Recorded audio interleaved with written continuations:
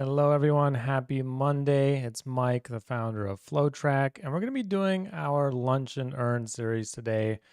Running a few minutes late, but 3 p.m. Eastern, we got our Lunch and Earn. And as always, if you guys have questions, feel free to drop your questions in the chat. Doesn't matter if you're watching us on YouTube or Facebook, the questions are going to pop up and we'll get you all the answers that you need. So let's dive in. I want to show you guys a few things in here inside the phone system that I think are super amazing. And, I haven't seen any other system out there that has these types of features. And I just want to get you guys' minds spinning and thinking of different ideas and how you can use this to automate different parts of your business. So a lot of you guys are using the phone, right? A lot of people are getting FlowTrack phone numbers and they're using those phone numbers on your website. You're using those phone numbers in your emails. And a great way to use those phone numbers is to figure out people's intent, right? There's a big difference between someone calling a phone number and an email that you sent versus someone calling a phone number that was listed on your website. And a lot of times, if you have a different phone number in different places, you can really use that to figure out what the customer wants and can personalize the experience for them over the phone. And so the way we can do this is using tags, having different call flows for different phone numbers. And so let's go over a quick example. So inside FlowTrack, you can just come in here, create a flow, and we're going to pick the incoming phone call as the flow. So this means that when you have a FlowTrack phone number that's hooked up to this flow, when someone calls your phone number, this is what's going to happen real time as that phone call is coming in. So I always love to use tags. I use tags in every flow. So the first thing I might want to do is tag this person as they could be a new lead. If they're calling, a phone number in your email campaign, you might tag them as interested. And so you can add that tag right here. But this is where you're going to tag them with the intent. So like if you're sending out an email saying, hey, we can design your website, right? Give us a call to discuss. They call that phone number, well, you might as well add a tag in there that says interested in web design, because now you know they're calling the phone number that was in that email. So super powerful. So let's do this first step as, tag them with the interest. And so the next step we can do is we can transfer the call to an extension. We can transfer it to a cell phone. There's lots of different things you can do in here, but let's do something unique. Let's do a condition, right? We can do a condition step in here, and we can do a condition based on a tag that this caller has. Let's say we're going to look at the contact record and we're going to look at the tags on the contact. And when the tag is in, and we'll say, or not is not in, let's see, is not in customer. So basically we're going to say if they're not an existing customer, let's do something different with them, right? If they're not an existing customer, maybe we want to transfer them to sales. So I can give this a name. A better name is existing customer. So now I got my condition. So when the call comes in, before the customer even hears anything, right, in a matter of milliseconds, we're already tagging the caller and we're doing a condition. Are they existing customer or not? Based on that, if they are an existing customer, I may want to just transfer them to support. We can go ahead and look for the transfer step. Let's say transfer call to support or the account manager, right? So we can put in an account manager. Let's say the account manager is Steve right here. Cool. Got a user. And if they're not an existing customer, let's transfer them to the sales department, right? So sales, we need someone to close that person. So I'm going to select a different user in here, put in test user. There we go. And so now you have a personalized interactive voice menu or interactive call flow that's going to be customized depending on where that user is and what tags they have. Now we can even use this to customize the audio, right? So I may have a recording in here, not pay, we should say play recording. And this recording can say, thank you for calling, repeat customer, right? repeat caller. Obviously, you want to put something better in there, something, a little bit more attractive, but just to give you guys an idea what you can do in here. So thank you for calling repeat customer. And so we can go ahead and this right in here.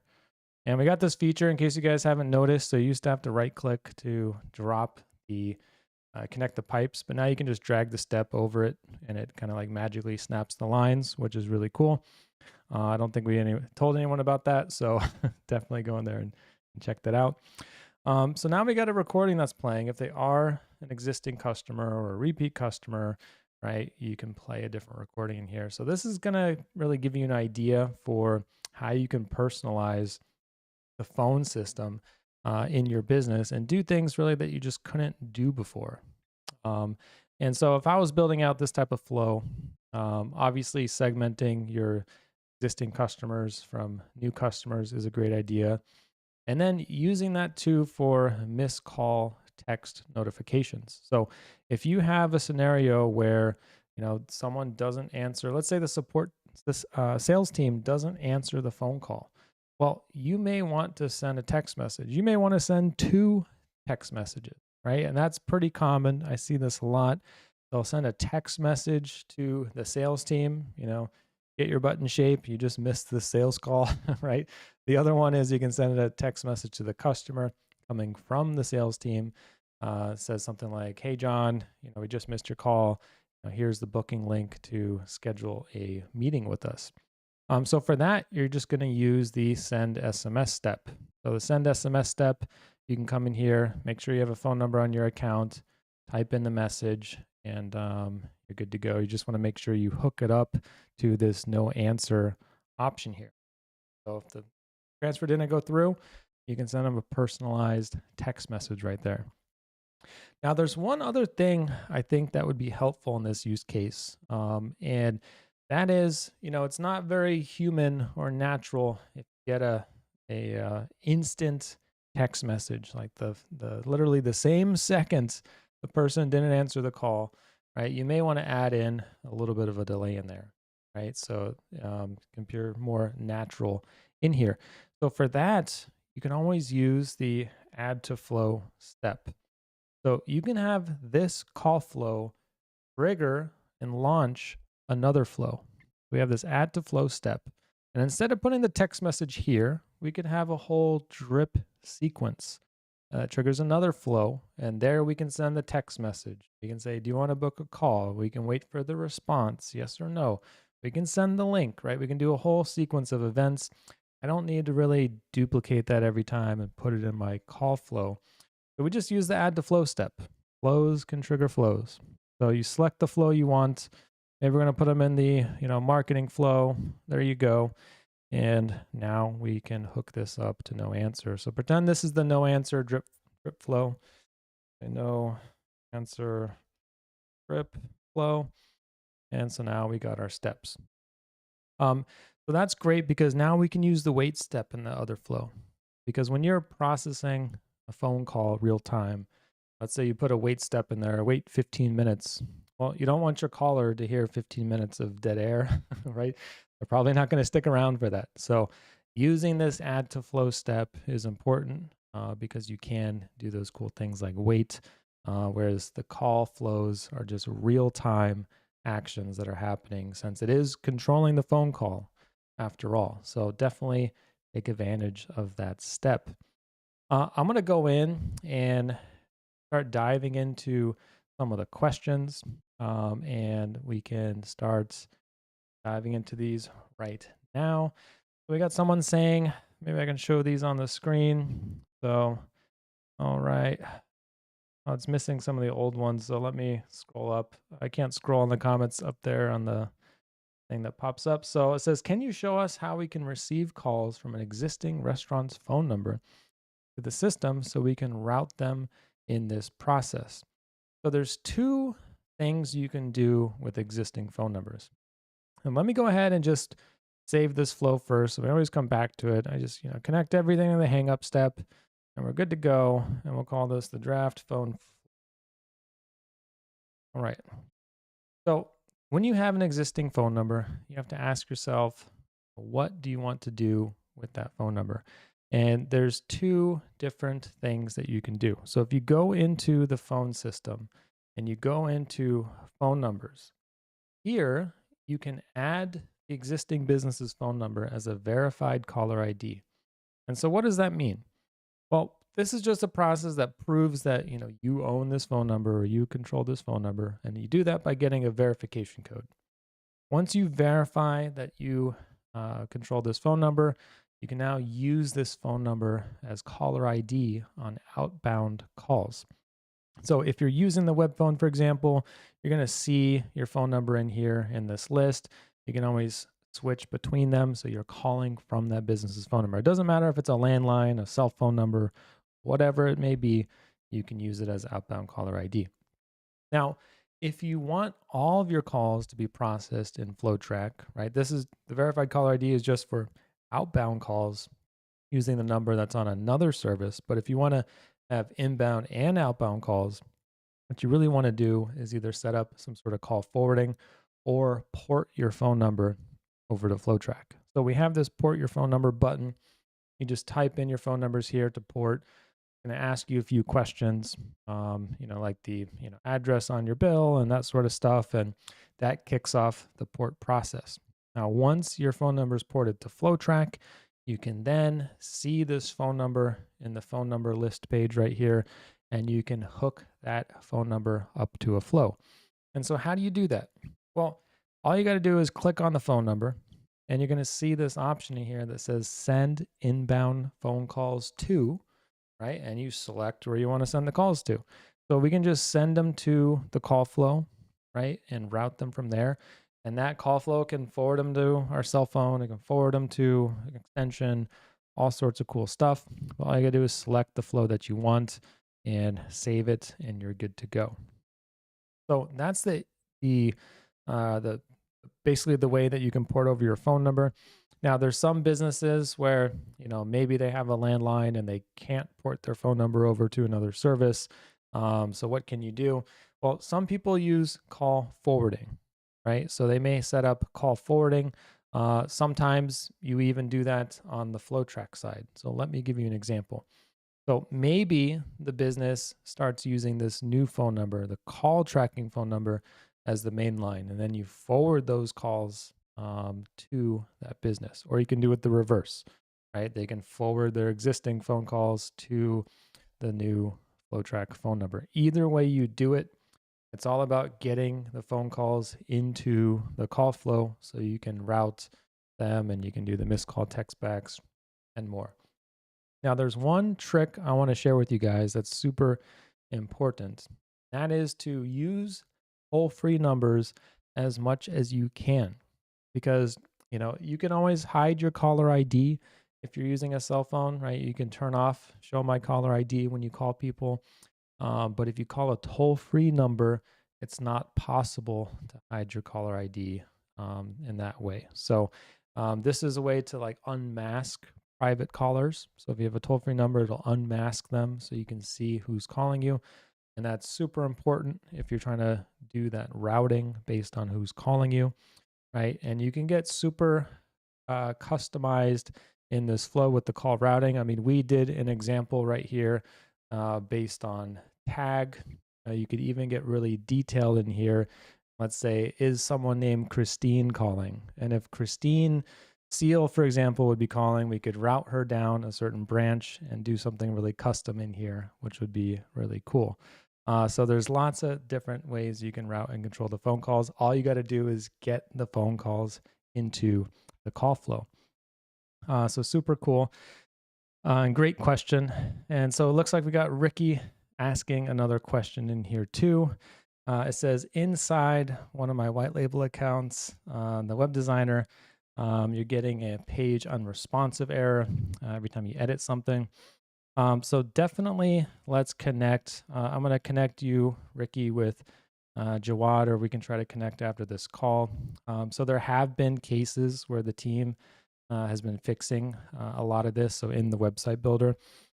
So I don't know when the last time you saw it was, but if you look at our change log, I think the team's hammered out like 150 plus different fixes, something like that. So Everything that we're aware of on the freezing issue has been resolved. So if you're having an issue like that, I definitely want to connect with you so we can learn what's going on with that. So let's get you connected with Jawad or me, and we can take a look at that, Ricky.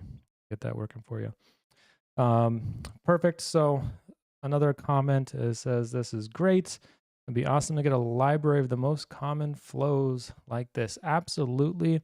So that is actually something that we're working on with the Blueprint library, is getting some of these very common things in there, especially like the missed call text back and all of that. Another person saying, when using the website builder to edit a tall page, such as the flow track template, the scroll bar handle is indistinguishable from the rest of the scroll bar. So can that be fixed? And so that's a great question. I did see someone post that in the group, and I don't have a scroll bar on this page, so it's hard to really see. But yes, we can update this, and I see what you're talking about, and I don't know if you can see it through my video. I guess you can. We can change that to make it a little more noticeable. So that's an easy thing. So we can definitely get that in there. Keep the suggestions coming. Doesn't matter how big or small it is, right? This is what's going to keep making us the best we can be. So bring it on. Thank you for that. Let's see. Someone was talking about the 10 DLC cost for registration. Yep. So we do have that update on there for the 10 DLC registration. It did go down on the fees. It does depend on the type of business you select. I don't know all the prices off the top of my head, and I don't know who's sending that message. It just says Facebook user. So if you want to write your name, I'll be happy to connect with you on that, and we can see which one you got selected and which one you got charged.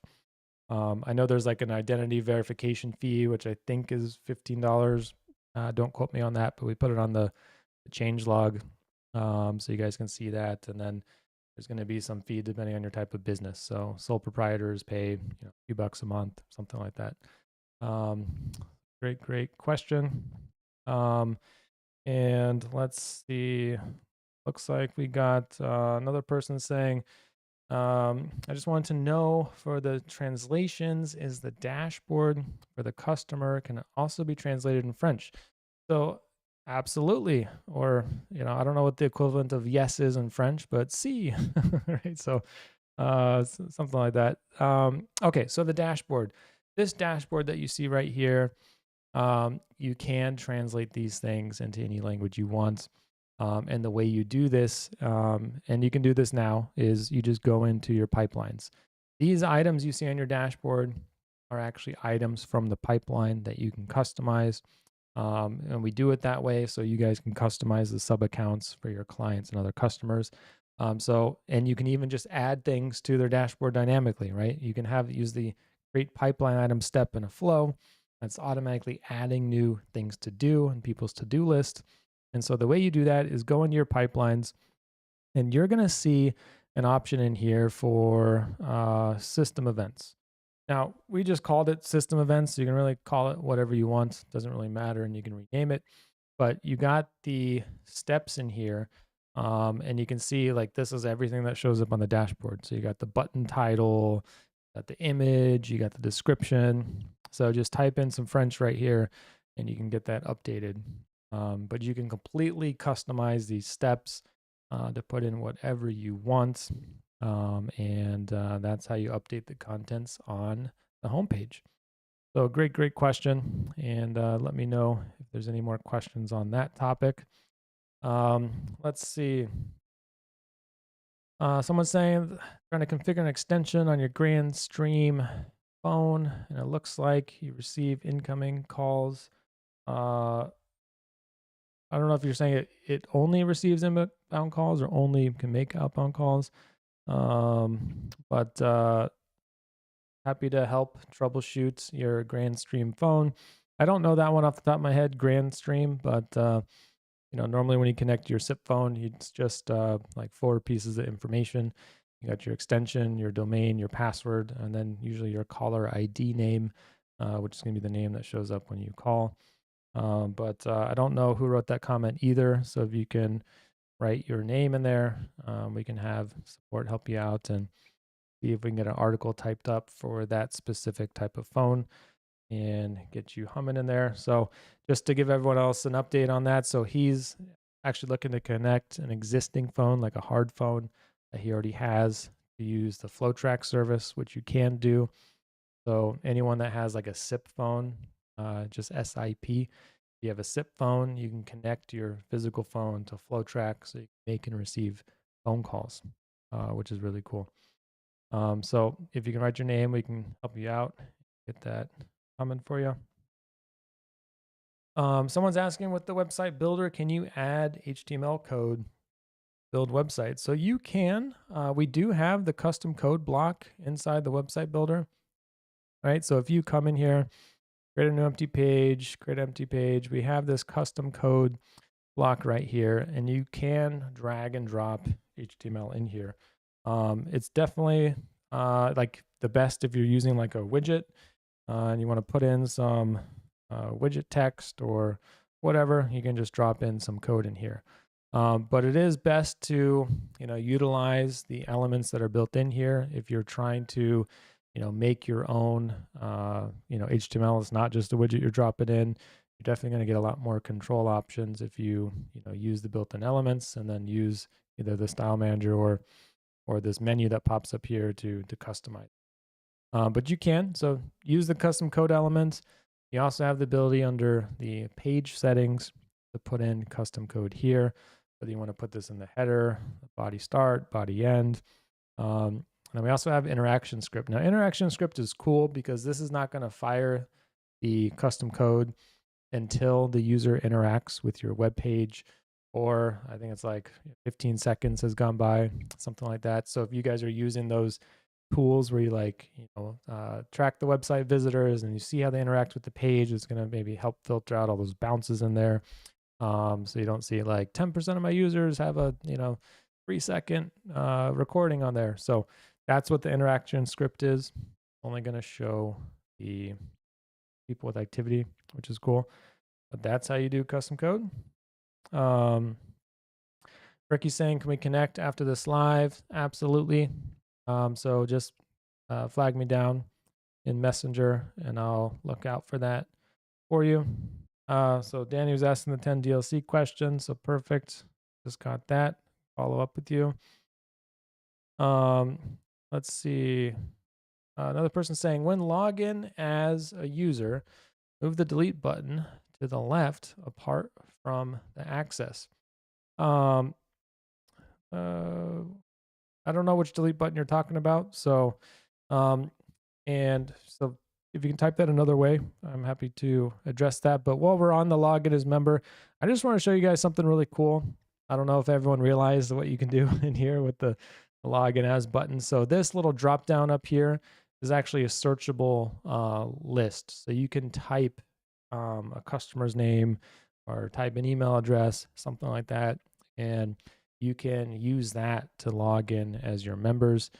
So it's super easy to use. You just click on this, quickly search for the customer you want, and then you can log in as them instead of going into the database, pulling up the contact, clicking on it, then clicking login.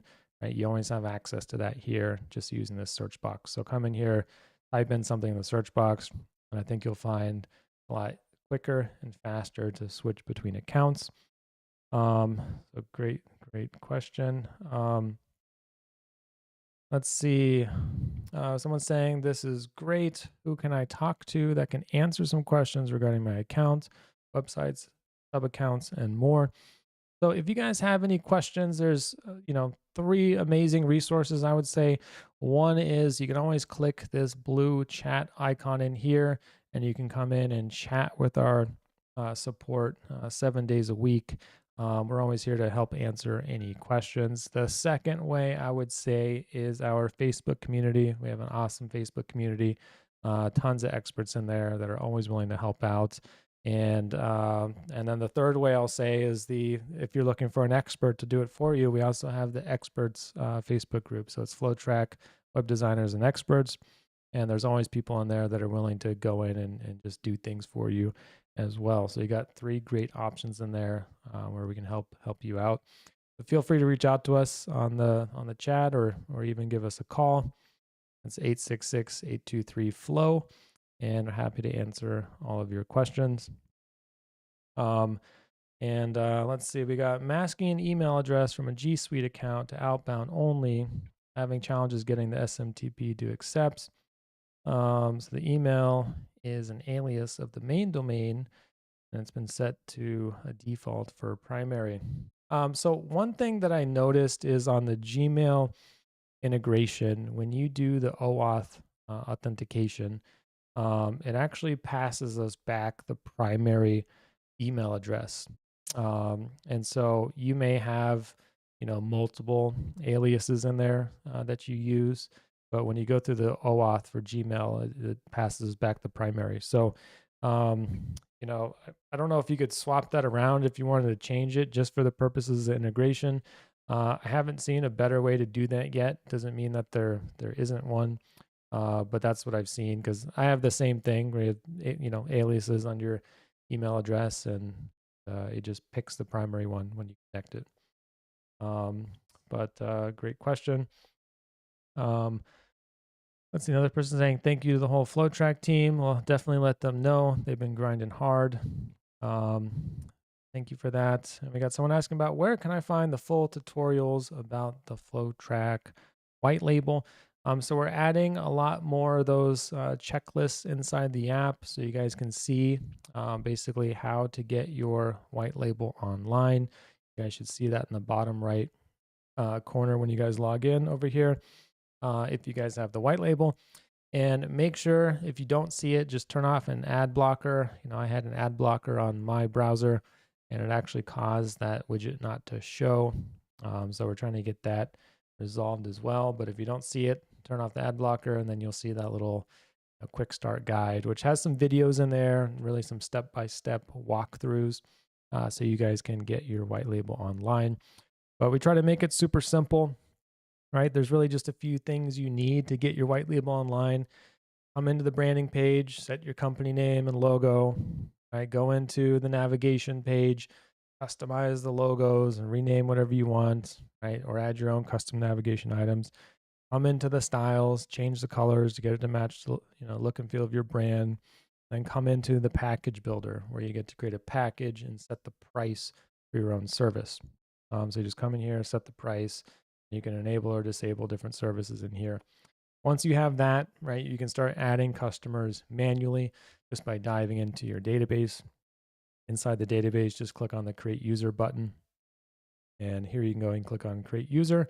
And you can type in a username, select your package, and you're good to go. If you're looking to do automated onboarding, you're just looking at using that package in the form builder. So that's the 2-minute version on how to get that online. But we do have a new blueprint. It's called the generic name is just the Lightning Blueprint, which is going to be, everything you see on the FlowTrack site to get online, which is really like the landing page, the sign up form, little trial form pop up, some upsell pages and all that good stuff. So we're going to be announcing that very soon, this week. So stay tuned. And we actually had a form to request that. If you guys haven't seen it already, make sure you guys dive into the Facebook group and you can look for that Lightning template form so you can request access to that. We're trying to make it as easy as possible to get online with your white label. And let us know if there's other templates that you want to see in there as well. Let's see. I got Rami saying, can we do something to move the new button, the new blue white label button? It's often in the way. So that's a great question, and we use a third-party service for that. I think you're talking about the checklist, the walkthrough thing. So they do have an option to move it, but it's just on like move it for everyone, not like move it yourself for one person. And so I think that's probably the best option out of the possible options, at least for most of the pages.